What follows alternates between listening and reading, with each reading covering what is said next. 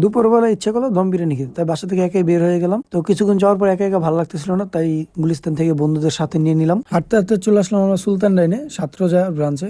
ভিতরে ঢুইকা পাশের সিটে কাচ্চি খেতে দেখা আমার মন চাইতেছিল কাচ্চি খেতে। তারপর ওরা বললো যে দম বিরিয়ানি খাইতে আসছে, এটা অনেক বেশি দেয়, এটার বাইরে কাচ্চি খাওয়া সম্ভব না। তাই ভাবলাম যে আজকে দম বিরিয়ানি খাইতে আসছি, আমি দম বিরিয়ানি খেয়ে যাই।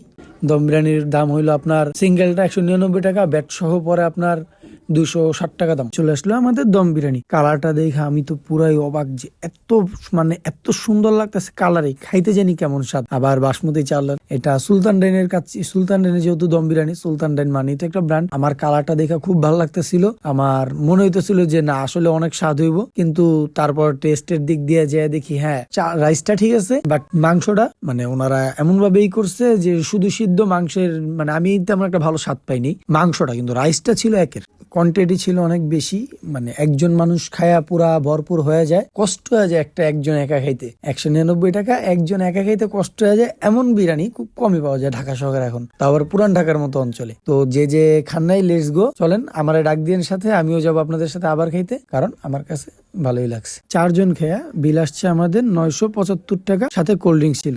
So tata.